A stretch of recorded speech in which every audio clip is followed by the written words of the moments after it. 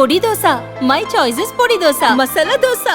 It's always my choice. Dosa வகைகளில் ஒவ்வொருவருக்கும் ஒவ்வொரு சாய்ஸ் இருக்கலாம். ஆனால் எல்லா வகை தோசைகளுக்கும் ஒரே சாய்ஸ் இதயம்.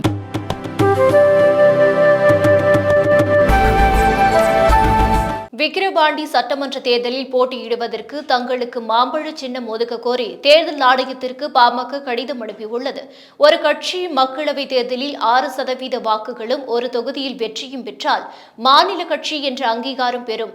இல்லையேல் ஒவ்வொரு 25 தொகுதிகளுக்கும் ஒரு இடத்தில் வெற்றி பெற்றிருக்க வேண்டும்.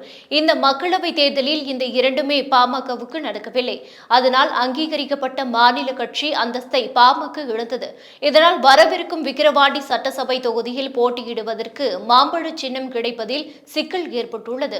இந்நிலையில் மாம்பழம் சின்னம் ஒதுக்க கோரி தேர்தல் ஆணையத்திற்கு பாமக கடிதம் அனுப்பியுள்ளது. அந்த கடிதத்தில் தமிழகத்தில் மட்டுமல்ல புதுச்சேரியில் அங்கீகரிக்கப்பட்ட கட்சியாக இருந்ததால் விக்கிரவாண்டி இடைத்தேர்தலில் மாம்பழம் சின்னத்தையே பாமகவுக்கு ஒதுக்க வேண்டும் என கோரப்பட்டுள்ளது. அதிமுக, தேமுதிக உள்ளிட்ட கட்சிகள் புறக்கணித்துள்ள நிலையில் இந்த தேர்தல் திமுக கூட்டணிக்கும் பாஜக கூட்டணிக்கும் நேரடி முதலாக உருவெடுத்துள்ளது. இந்நிலையில் மாம்பழம் சின்னம் கிடைப்பதில் சிக்கல் ஏற்படுமானால் அது பாஜக தலைமையிலான பாமக கூட்டணிக்கு பெரும் பின்னடைவில் ஏற்படுத்தும்.